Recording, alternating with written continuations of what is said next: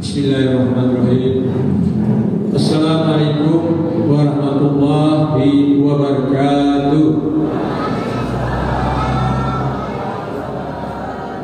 Yang telah menjawab salam saya Zulkifli, cuma karena waktunya agak lambat, jadi menunggu sampai bulan 3, jadi keterlambatan begitu di sini karena bulan 3 bulan 2 di sini.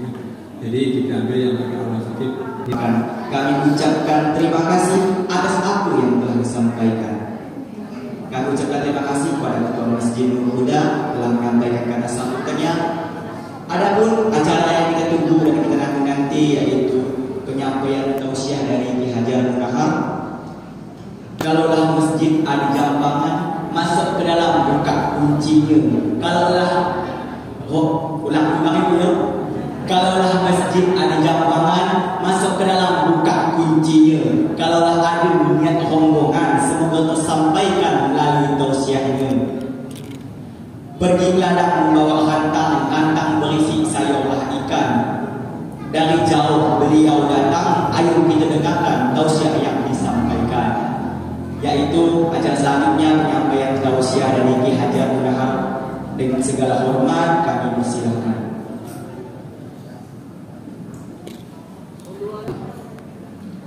Warahmatullahi wabarakatuh.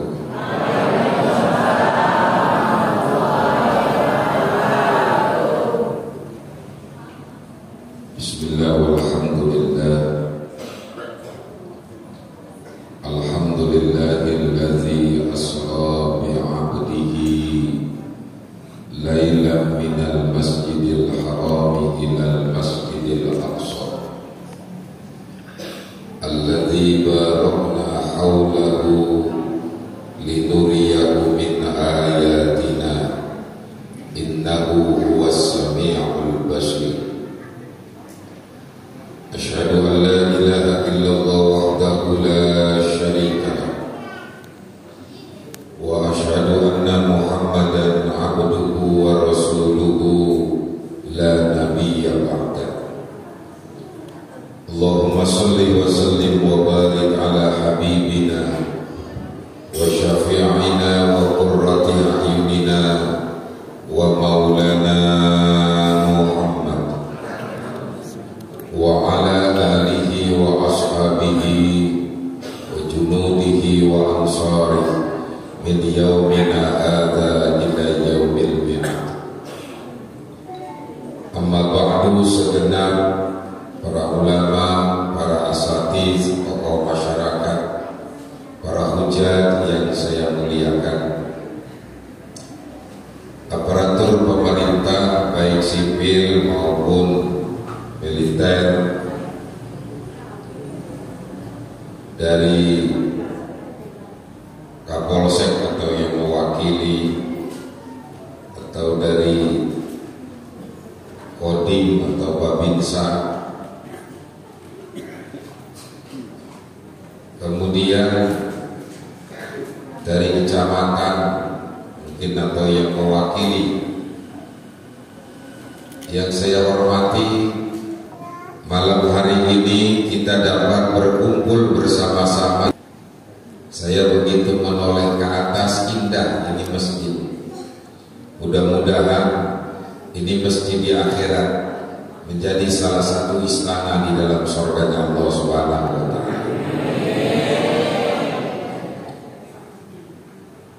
Malam hari ini saya keliling sudah yang hari yang ke-6 di Kalimantan Barat ini.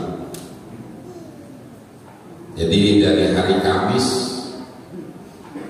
saya muter turun Pontianak, Kuburaya, terus ke Kayong Utara, dari Kayong Utara isi lagi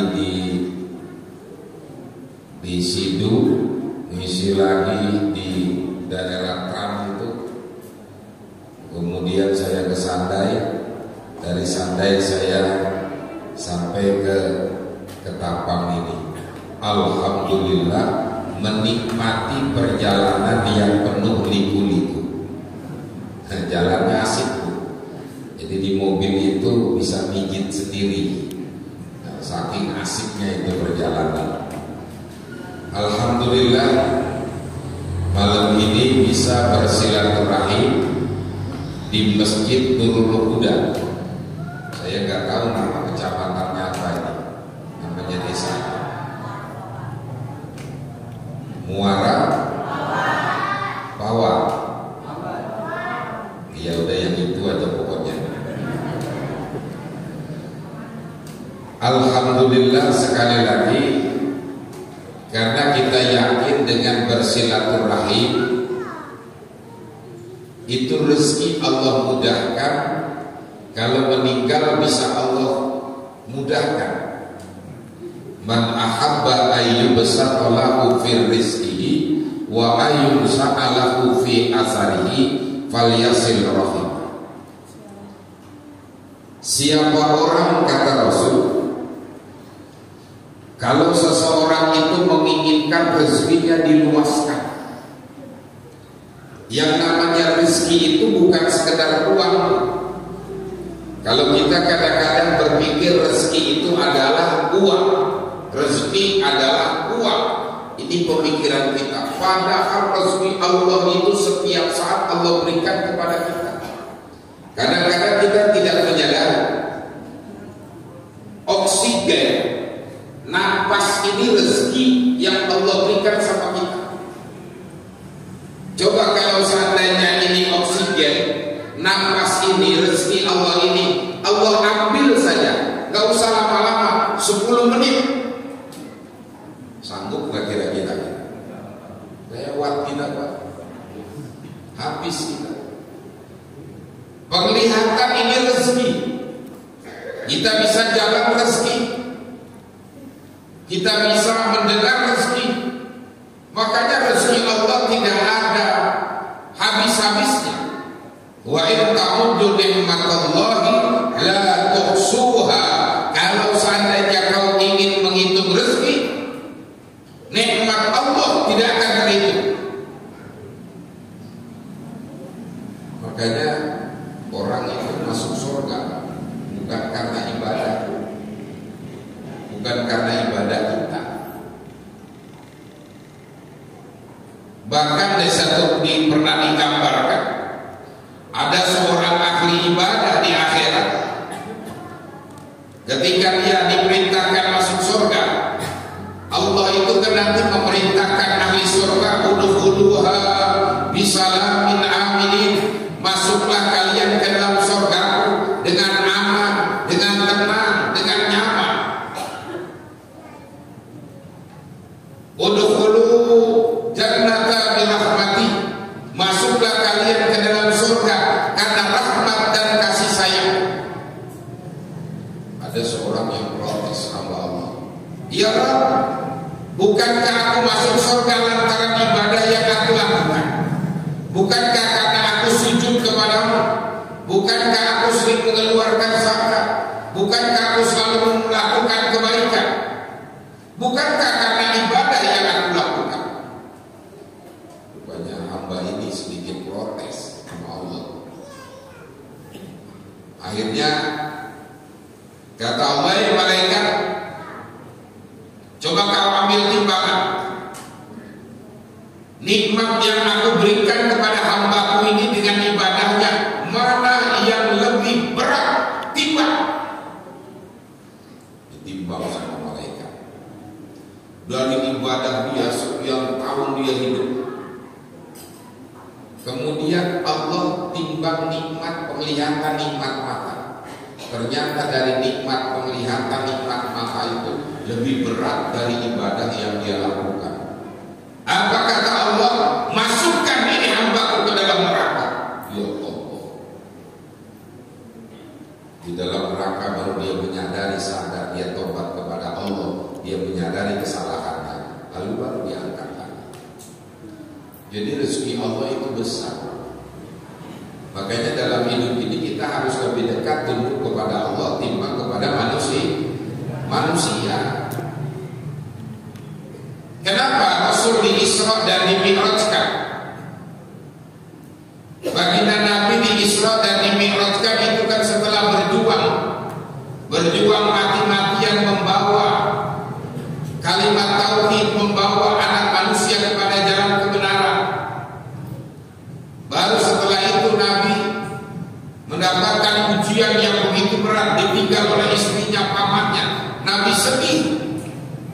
Ketika puncak kesedihan Nabi, baru Nabi dipanggil oleh Allah, dijemput oleh kendaraan yang bernama Buraq, ditemani oleh malaikat Jibril, malaikat Mikail, diiring sama malaikat dari Masjidil Haram ke Masjidil Aqsa, baru naik ke langit.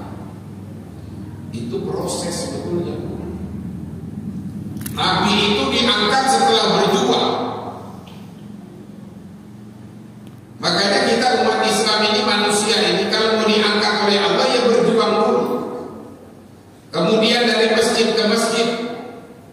Masjid ini tempat suci, ini masjid tempat suci, ini rumah Allah. Makanya harus kita jaga, harus kita ramaikan. Innama ya'muru masajidallah man amana billah wal yawmal akhir wa qama as-salata wa ata zakata wa lam yakhsha illa Allah. Jadi orang-orang yang meramaikan masjid yang beriman kepada Allah.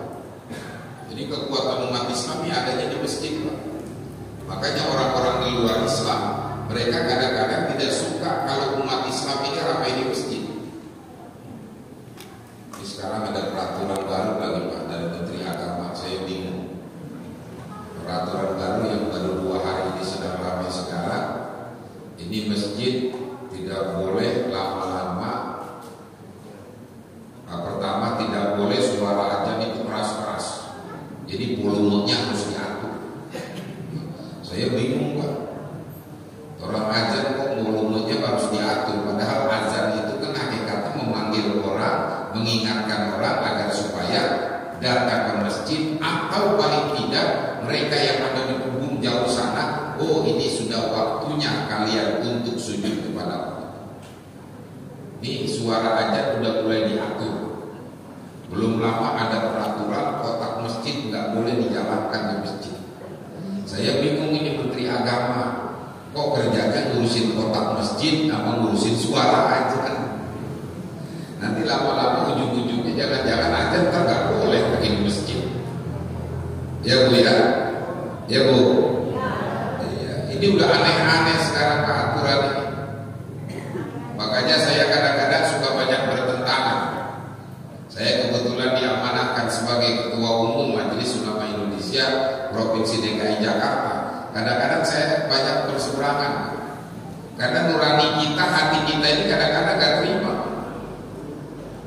Hidup ini kan sudah diatur oleh Allah, betul. Perjalanan Isra dan Mi'raj Nabi dari Mekah ke Palestina naik ke langit, itu kan perjalanan di luar logika, di luar akal. Nabi lewati 3 alam, alam nasut, alam malakut, alam lakut, alam para manusia dari Masjidil Haram ke Masjidil Aqsa. Lalu alam malakut, alam Itu alam para malaikat. Baru setelah itu alam malakut. Tidak ada yang bisa tembus kecuali dengan izin Allah. Sampai malaikat Jibril aja gak bisa tembus. Sampai di langit ke-7 malaikat Jibril mundur. Kenapa kau tidak ikutnya Jibril? Kata malaikat Jibril, aku tadi yang diizinkan oleh Allah. Makanya Nabi berangkat sendiri menghadap.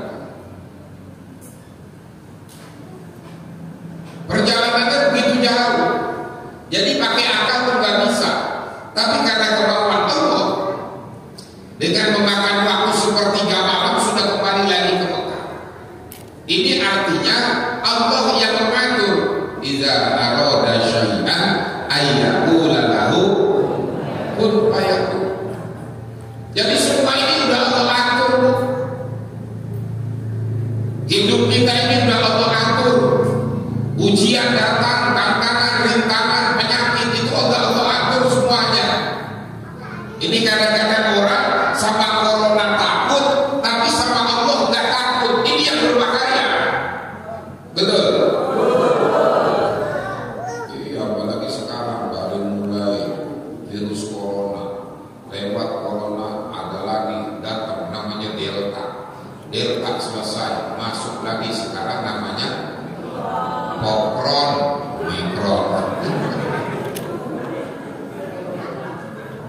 Ya tapi aneh ini kan virus bu. Waktu Natal virus ini kan nongol, boleh. Benar. Tahun baru orang bebas di kota-kota besar. Imlek bebas. Begitu masuk Rajab, Sya'ban, Ramadan timbul lagi di sekarang. Benar. Iya. Kita kadang-kadang sama penyakit takut, sama Allah nggak takut. Padahal yang namanya virus itu jundun min junudillah, di antara makhluk Allah. Kalau sudah Allah ingin cabut, selesai. Allah ingin tempatkan kepada siapapun, bisa. Betul bu ya? Kalau mau pakai logika pak, mestinya dokter tuh nggak ada yang meninggal, benar nggak? Mestinya dokter nggak ada yang meninggal. Tapi kenapa dokter banyak yang meninggal? Padahal dokter dia ngerti ilmunya, dia paling hati-hati, pakai baju apa namanya, yang namanya baju yang tertutup itu, belum lagi pakai masker 2 lapis, kadang-kadang 3 lapis. Tapi masih kena juga. Kalau pakai logika pastinya kan nggak kena. Tapi petani orang kampung kadang-kadang pakai masker enggak, nggak pakai kaos kadang-kadang, sholat biasa aja, tapi sehat terus. Sebab apa? Ini kembali kepada Allah. Ada Allah, ikhtiar boleh. Saya nggak larang ibu bapak pakai masker, karena apa? Ini namanya ikhtiar. Orang banyak kita nggak tahu. Tapi mohon kepada Allah. Saya sering bilang di mana-mana, kadang-kadang suka aneh. Suami istri jalan satu mobil, pakai masker dua-duaan di dalam mobil, di kamar dia nggak pakai masker berdua. Bener gak? Iya, di kamar berduaan dia nggak pakai masker, giliran jalan naik mobil berdua pakai masker berdua. Kan aneh, bener? Kalau pakai masker kayak begini, seperti ini kumpul, kita nggak tahu siapa yang sakit, siapa yang enggak. Yang pakai masker itu orang yang sakit.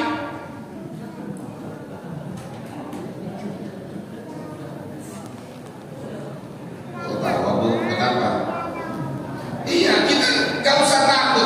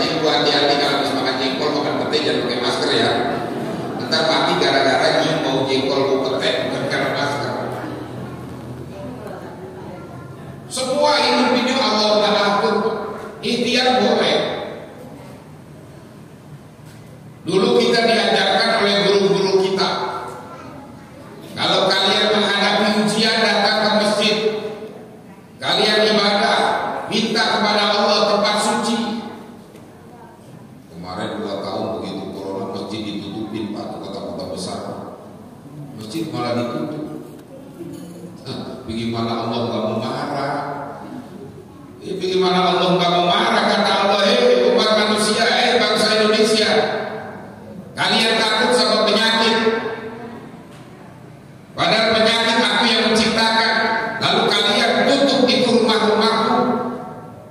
Ketika orang mau ibadah sujud padaku kalian larang, Allah akan marah. Kalau Allah sudah marah, maka kita. Makanya segala sesuatu yang terjadi, ujian, cobaan dan lain sebagainya, itu karena perbuatan zalim. Coba di Indonesia, banjir bandang, kebakaran, gunung meletus, apalagi apa aja ada gempa bumi. Masya Allah. Ini masih banyak ulama-ulama yang zikir kepada Allah. Wa makana Allahu mu'adzibahum wa hum yastaghfirun. Allah tidak akan mengazab satu kaum selama kaum itu istighfar kepada Allah, minta ampun kepada Allah, dekat kepada Allah, berharap kepada Allah. Tapi kenapa masih ada musibah? Yang mungkin itu akibat banyak perbuatan zalim. Banyak perbuatan zalim. Makanya oleh-oleh saya tidak cerita Isra Mi'raj dari A sampai B, ini terlalu lama. Kita ambillah oleh-olehnya. Oleh-oleh Nabi itu kan kenapa? Rasul diperintahkan untuk melaksanakan sholat dari mulai 50 waktu akhirnya sampai cuma 5 waktu saja. Sholat itu kan menggambarkan pertama agar manusia ini sadar kalau manusia itu di hadapan Allah tidak ada apa-apanya.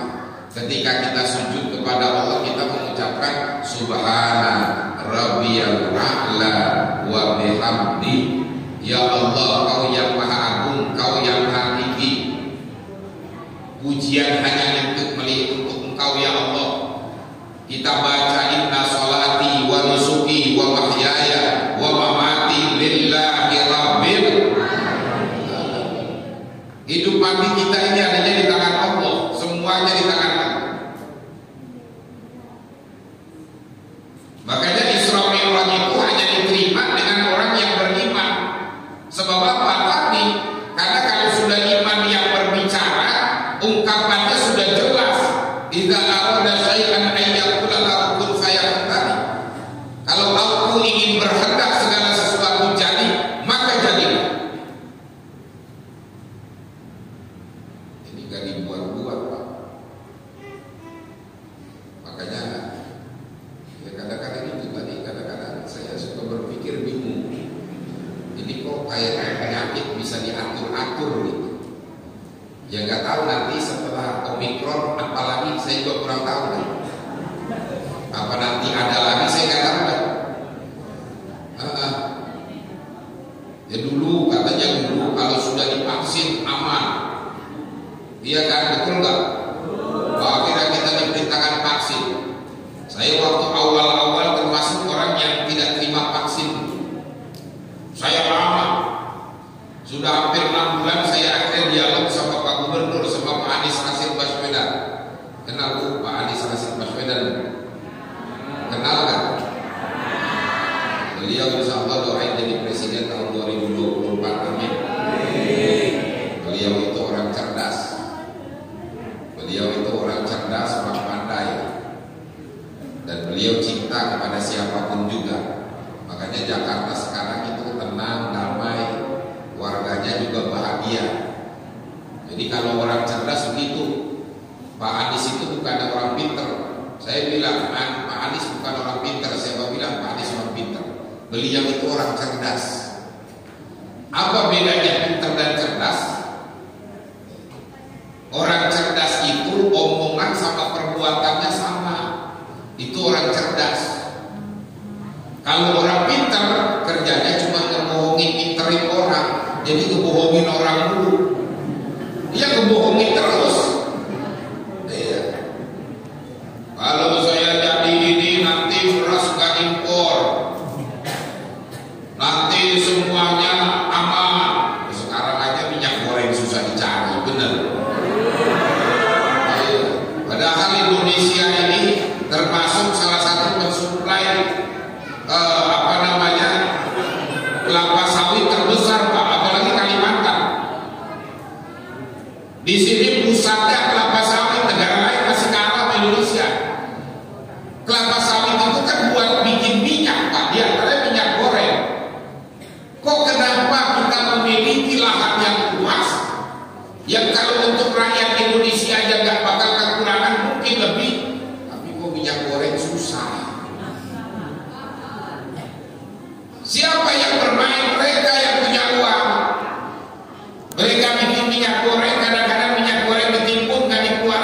ya harganya naik. Begitu harganya naik, maka yang susah adalah rakyat miskin.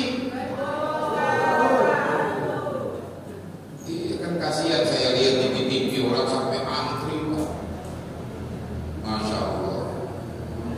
Makanya Pak Anies itu orang cerdas. Ya karena saya tahu, karena saya kerjasama sama beliau. Beliau gubernur rakyat, ya gubernur DKI, saya gubernur umat. Jadi kalau ketua MUI gubernur umat, kenapa yang diurus umat Islam? Kalau Pak Anies gubernur rakyat, yang diurus rakyat Jakarta, mau yang Islam, yang Kristen, Hindu, Buddha, begitu. Beliau orang paham, beliau ngerti. Beliau agamanya bagus, bahasa Arabnya fasih.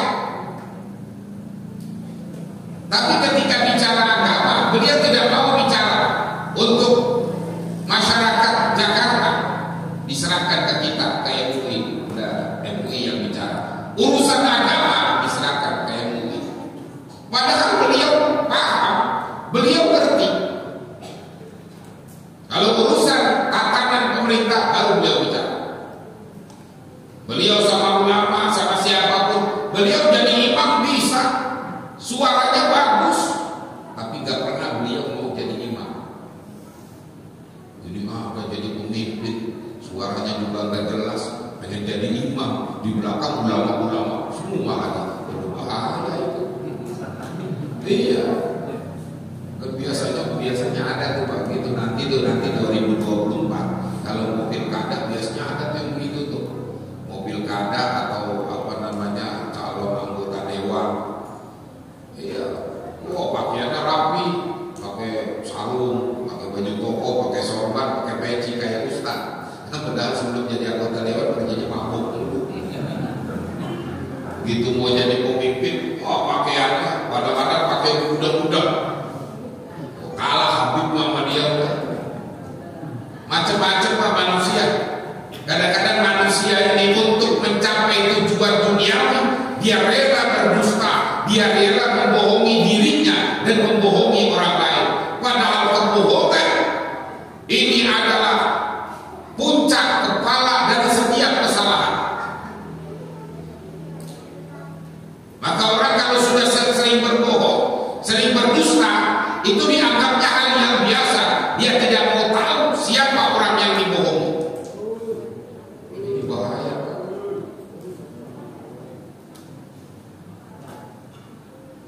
Yang ngomong di ketua MUI Pak, ketua MUI DKI. Iya, dia kan gak boleh berbohong, betul. Kalau saya nanti jadi RT, saya akan bikin mobil SMT umpamanya. Dan begitu jadi RT, mobilnya terlihat. Ya RT, saya ngomongnya RT. Sekarang gak boleh kita nyebut-nyebut nama itu, gak boleh kena undang-undang IT. Hati-hati kita undang-undang IT. Iya. Sekarang berbicara yang benar saja kadang-kadang, ya inilah zaman yang kalau kata Ibnu Mas'ud, hadza zamanul ladzi kunna nuhadzir.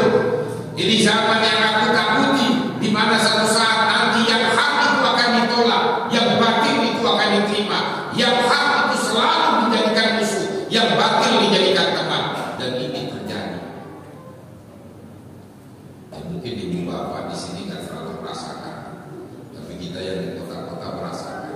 Tapi alhamdulillah dengan adanya medsos, ya, dengan adanya telekomunikasi, dengan adanya HP, sekarang ini orang-orang sudah nggak buta lagi. Alhamdulillah. Ya, yang namanya TV itu sudah dikuasai sama mereka, Pak. TV itu sudah dikuasai sama mereka, sudah dikuasai sama oligarki, sudah dikuasai sama orang-orang yang punya uang. Makanya Allah itu masih punya jalan. Timbul akhirnya zaman elektronik, medsos di mana-mana. Di kejadian apapun yang terjadi di ujung sana, orang lain akan masih cepat tahu. Iya kan, ini komunikasi. Kalau bahasa Qur'annya, wa yaquluna wa yaqulullah wallahu khairul makirin. Kalian berbuat tipu daya dan tipu muslihat, tapi tipu daya Allah itu lebih baik.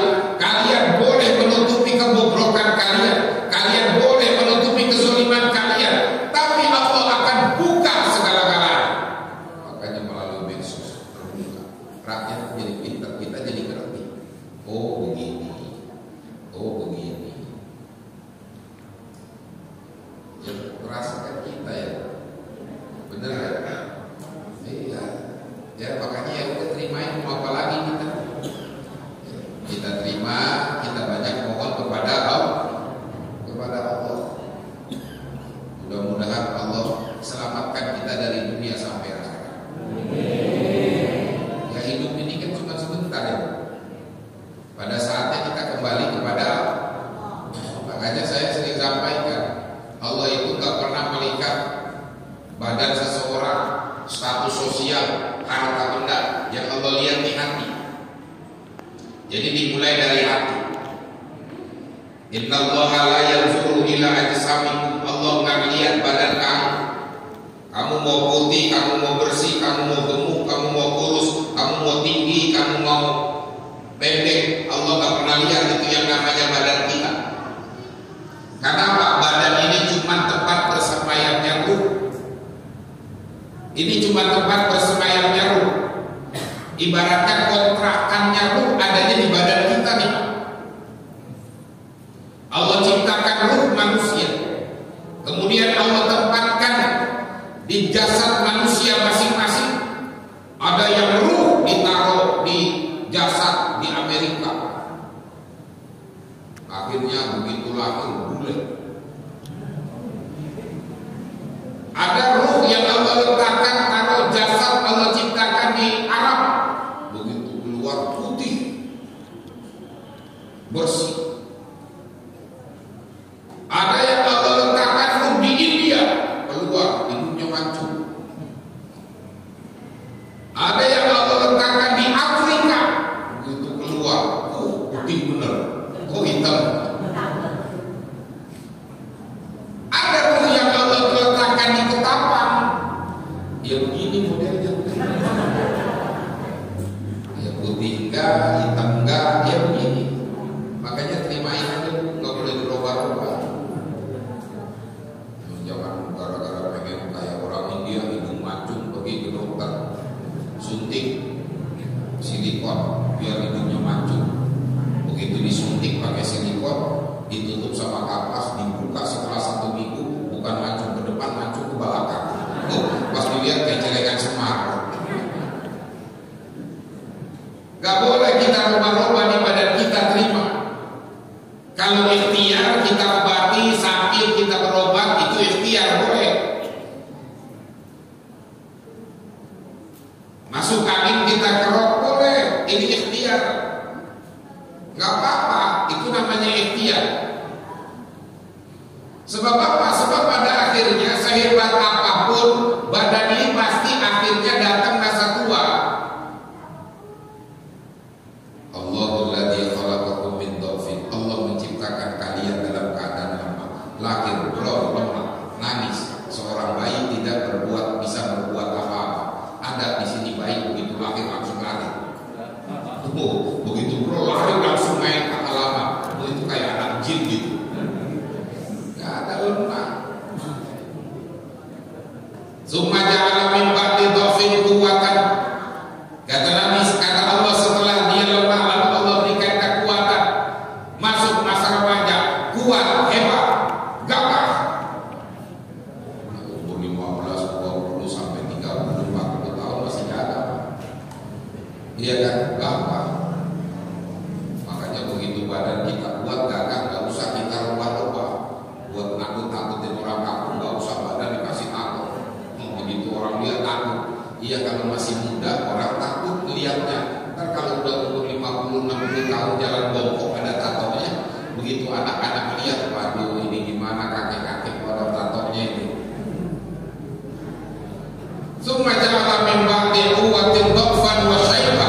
Setelah kamu kuat lalu Allah lemahkan, masuk masa tua. Sudah umur di atas 50 tahun masuk masa tua. Penyakit mulai ada, betul nggak? Mau tidur kaki pada sakit, duduk lama pinggang sakit, berdiri lama kaki yang sakit, sujud lama kepala yang pusing. Itu mulai datang. Sebab apa? Dhafan wa syaiba. Ini udah tanda-tanda selesainya ruh yang ada di badan kita. Itu mau diambil, ya selesai kontrak istilahnya. Udah mulai selesai kontrak. Ya makanya kita ini kan umur 60 umat Nabi umurnya itu kan tidak jauh dari Nabi, mabaina sittin wa sab'in, antara 60 sampai 70. Karena Nabi umurnya 63. Jadi kalau malam hari ini ada yang sudah berumur 62 tahun 11 bulan, ya siap-siap, berarti tinggal sebulan lagi. Oh, umur saya sudah 70 Pak Ustaz, bonus. Berarti ada bonus. Alhamdulillah. Ya kan tanda-tanda udah ada kalau orang sudah mulai masuk masa tua, sudah mau akhir kehidupannya. Ya tadi, kalau ibu-ibu tidur malam kaki kepada sakit, nah itu tanda-tanda Israel udah mulai colek-colek kaki kita. Ya kan? Mulai ubanan, itu tanda-tanda. Masih bersyukur yang tua-tua dikasih tanda. Kenapa? Ada yang masih muda tanpa tanda kalau diambil oleh Allah. Maka tadi Allah gak bakal melihat sehebat badan apa, secantik apa seorang wanita, segagah apa seorang pria. Allah gak pernah lihat. Wala ila ahsabikum, Allah gak pernah lihat jabatan kamu. Kamu mau presiden, kamu mau menteri, kamu mau gubernur, kamu mau bupati, mau wali kota, mau camat, mau lurah, mau RW, mau RT. Adalah di bawah RT apa lagi? Hansip. Oh, masih ada hansip sekarang. Kalau di Jakarta udah nggak ada hansip sekarang. Kalau zaman dulu masih ada. Dulu kalau masih ada hansip masih enak, Pak, kamu masih aman. Masih aman. Kalau sekarang nggak ada. Status sosial kamu Allah nggak bangga itu.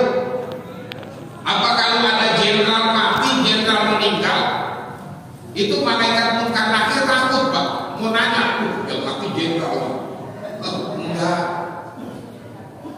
Begitu jenderal itu kan kalau mati dikubur di Kalibata, begitu mayatnya mau dimasukkan ke liang lahat, itu kan ada tembakan salto, kurang lebih 125. Apa munkar nakir takut? Oh enggak. Karena munkar nakir dari jenderal bintang 4, bintang 5, bintang 7. Jadi kalau jenderalnya benci sama ulama, benci sama habaib, begitu masuk ke liang lahat, malaikat udah sadis, langsung diinjak kata malaikat, lu ya yang tukang nurunin balehonya habaib, injak sama malaikat langsung.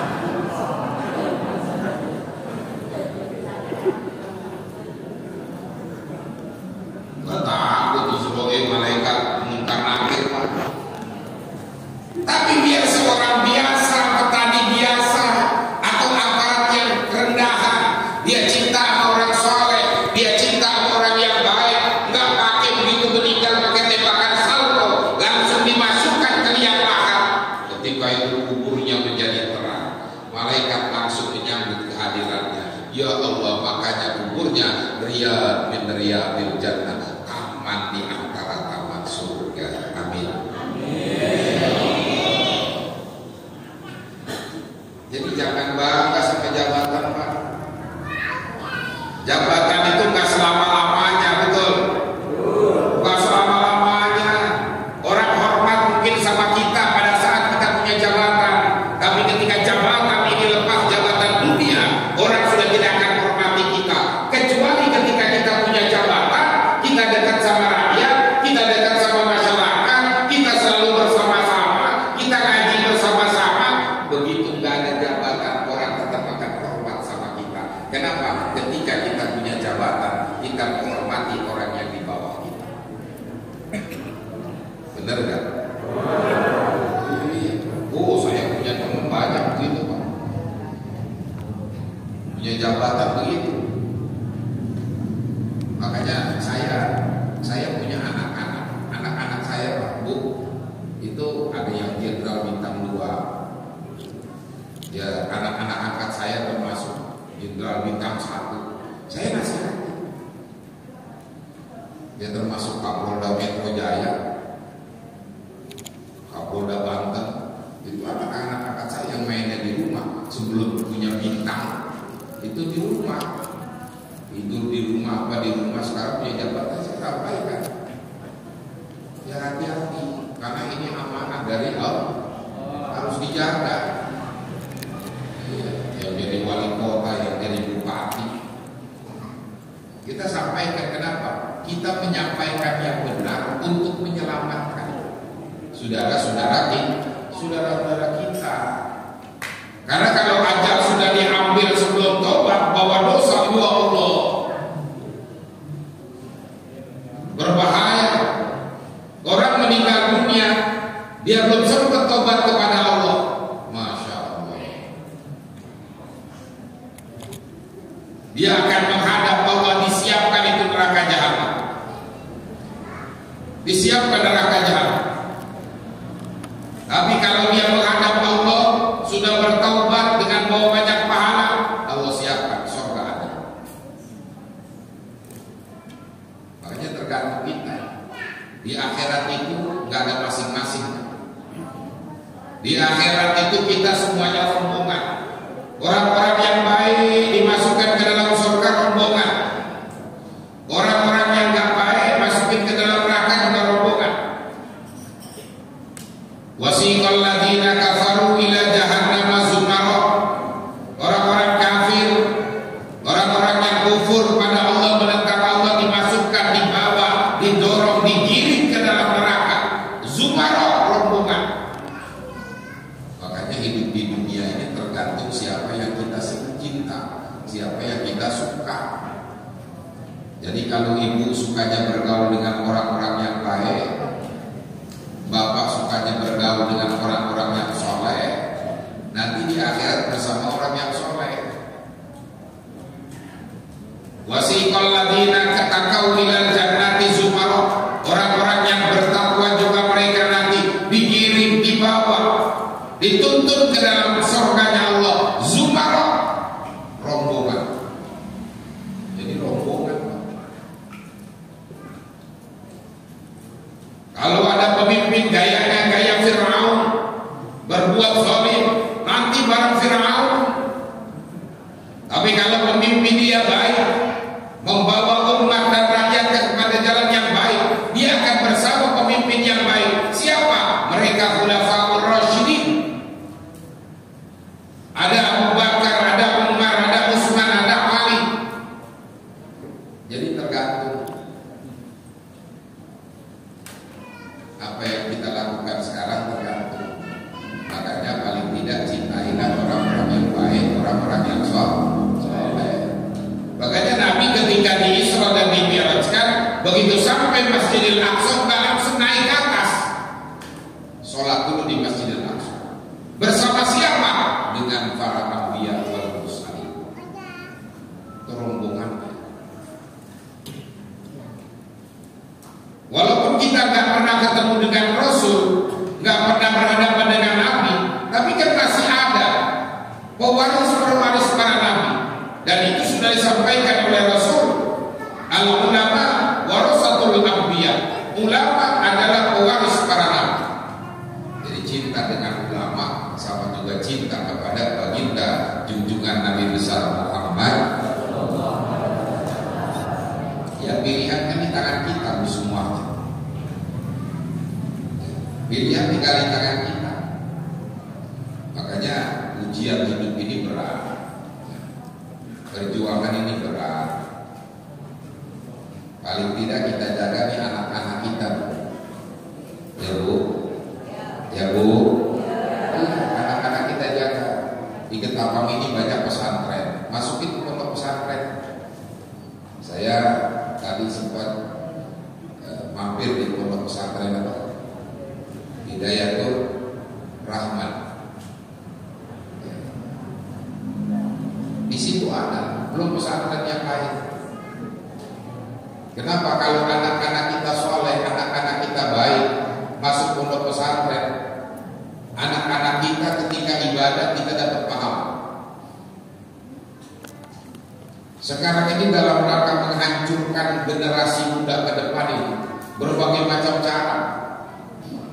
Dulu yang namanya minuman keras itu nggak ada yang namanya masuk kampung. Sekarang minuman keras di kampung udah hal yang biasa. Yang berbahaya lagi yang namanya sabu-sabu. Dulu nggak akan masuk kampung, sekarang sabu-sabu itu bisa masuk kampung. Padahal itu untuk menghancurkan, merusak kota. Betul nggak? Bahaya. Hidup di kampung mabuk. Kalau orang kota mabuk makannya roti, spaghetti, semuanya begitu muntah. Orang kampung makannya kangkung, makannya toge, begitu muntah keluar kangkung sama toge.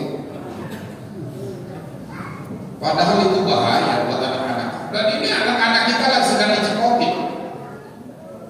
Makanya pemerintah lagi sedang menggalakkan bagaimana caranya untuk menangkap bandar-bandar besar. Hanya yang namanya narkoba itu kalau udah ketangkap itu udah gak ada ampun, itu gak ada damai. Jadi yang gak ada damai itu antara narkoba sama judi itu udah gak ada damai. Ya, cuma kadang-kadang yang di bawah masih pakai damai juga, padahal dari atas gak boleh damai. Karena bahaya, kalau otak manusia itu bahaya. Sekarang ini yang namanya seorang anak bisa membunuh bapaknya, bisa membunuh ibunya, bagaimana? Padahal dia dilahirkan dari rahim ibunya, tapi dia rela bisa membunuh ibunya. Dan dia rela bisa membunuh orang tuanya, bapaknya yang membesarkan dia. Kenapa? Ini anak kalau udah ada depannya begitu. Karena setan itu selalu menggoda. Setan itu menggoda kita sampai kapan? Makin tinggi iman kita, itu setannya makin besar. Apa kalau orang yang imannya hebat, seorang ulama, nggak ada itu godaannya, lebih besar. Makanya iman itu perlu ditanamkan, hati ini perlu dibersihkan. Jadi kembali Allah gak bakal melihat status sosial orang. Jangan bangga dengan status sosial kita. Kita orang hebat, orang terkenal, orang besar, jangan kita bangga. Allah gak pernah bangga. Wala ila amwalikum, Allah gak pernah bangga dengan harta kekayaan kita. Berapa harta kekayaan kita, sebanyak apa harta yang kita miliki, Allah gak pernah bangga. Sebab apa? Harta yang masih ada di tangan kita itu bukan milik kita. Yang milik kita yang sudah kita keluarkan di jalan Allah, itulah harta milik kita. Ya Bu, ya Bu. Ibu punya emas banyak, punya kalung, punya gelang, punya cincin banyak. Itu punya siapa Bu? Ibu itu milik ibu, apa bukan? Masih belum. Mana yang milik ibu? Yang ibu sudah keluarkan di jalan Allah. Saya punya cincin, masjid sedang membutuhkan, sedang membangun, saya keluarkan untuk masjid. Itulah sesungguhnya cincin yang kita miliki sampai akhir. Yang ibu simpan di lemari, ya itu persiapan kalau ibu meninggal duluan buat suaminya kawin lagi. Nah iya kan? Begitu kalau ibu meninggal duluan umpamanya, ya kita kan nggak tahu siapa yang duluan, apa suaminya duluan atau ibu duluan, kita nggak tahu. Kalau suaminya duluan, ya mungkin buat persiapan hidup untuk membiayai anak. Tapi kalau yang meninggal ibu duluan, meninggalkan emas banyak, taruh di dalam kotak, begitu suami istrinya meninggal, suami sedih, lihat mayatnya sedih. Ya mana sih yang namanya suami kehilangan istri sedih. Di depan mayat sedih, nangis itu suami. Mata sebelah kanan, mata sebelah kiri keliling, mana janda nanti yang saya kawini lagi. Begitu ibu masuk ke dalam kubur, suami sedih, nangis. Selesai dikubur, suami lihat lemari, mungkin ada peninggalan ibu. Begitu ada kotak dibuka, ya Allah, emas banyak, kata suaminya.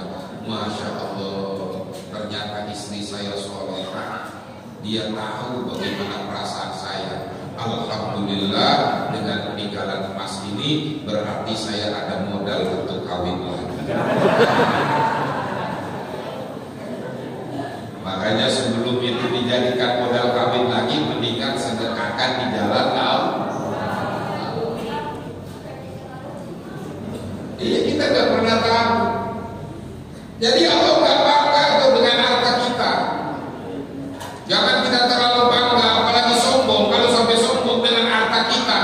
bisa-bisa kayak Qarun.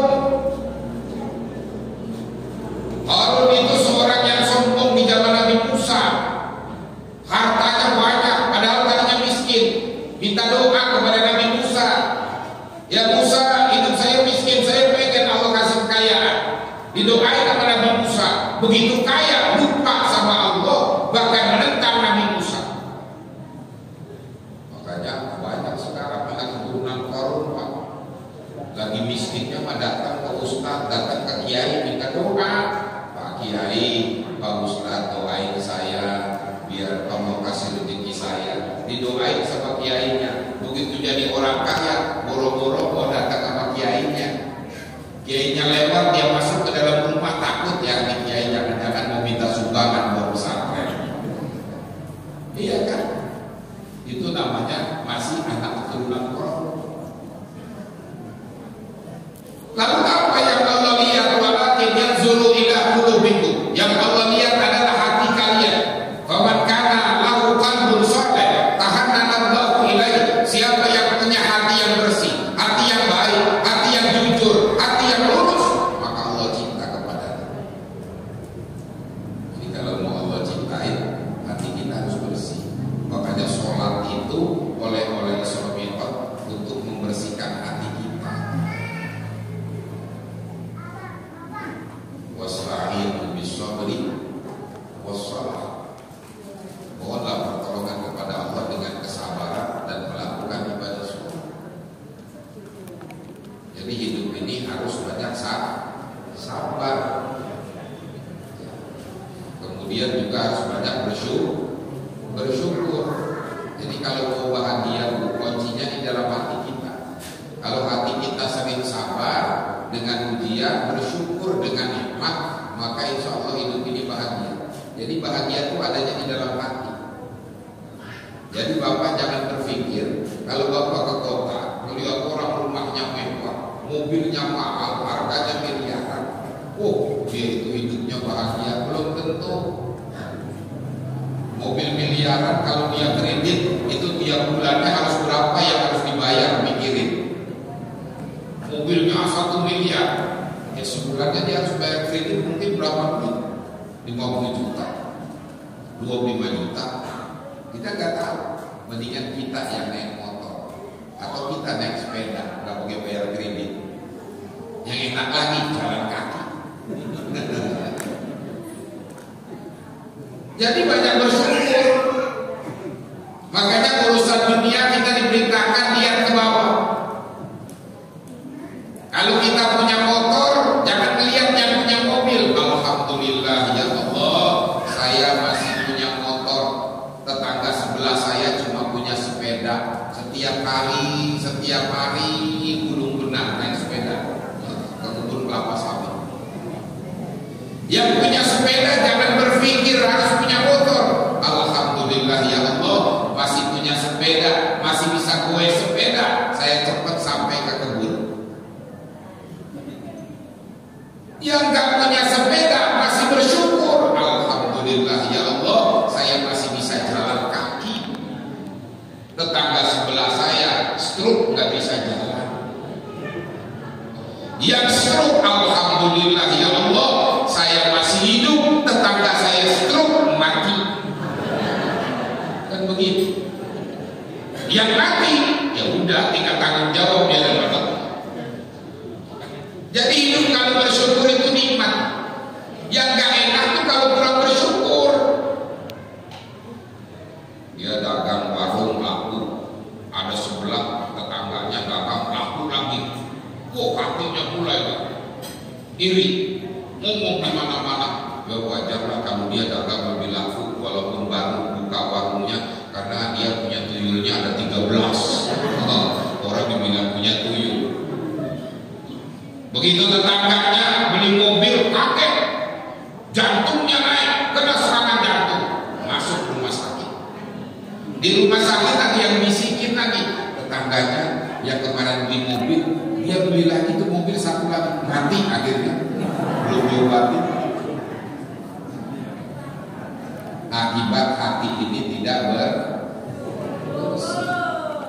Maka banyak bersyukur, banyak sabar.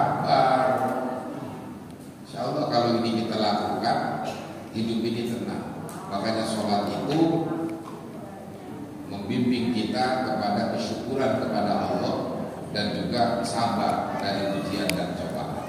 Dan itulah makna sesungguhnya oleh-oleh ketika Nabi di Isra dan di Mi'rajkan. Karena itu mudah-mudahan dengan peristiwa Isra dan Mi'raj ini sebagai pembelajaran bagi kita untuk selalu bertawakal kepada Allah Subhanahu wa Ta'ala dengan tidak meninggalkan kewajiban kita berikhtiar sebagai manusia. Kalau kita sudah ikhtiar, kemudian kita tawakal, kita pasrahkan kepada Allah, maka insya Allah Allah akan kasih yang terbaik buat kita semua. Mudah-mudahan Allah berikan kita kebahagiaan dunia akhirat. Al-Fatihah.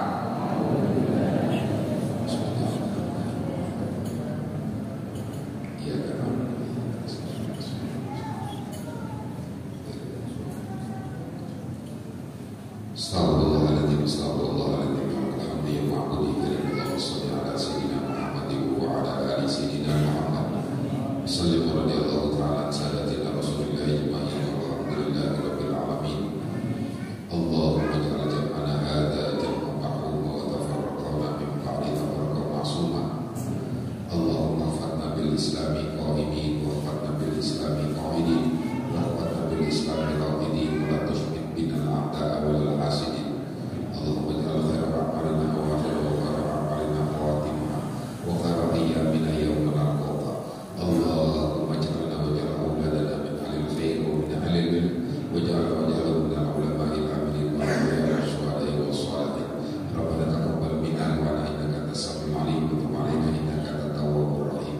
Rabbana hab lana min azwajina wa dhurriyyatina qurrata a'yun waj'alna lil muttaqina imama. Rabbana atina fid dunya hasanah wa fil akhirati hasanah wa qina adzabannar. Subhana rabbika rabbil izzati amma yasifun wa salamun alal mursalin walhamdulillahi rabbil alamin. Mohon maaf yang seluas-luasnya, mudah-mudahan ada manfaatnya. Wallahul muwaffiq ila aqwamit thoriq. Wassalamualaikum warahmatullahi wabarakatuh.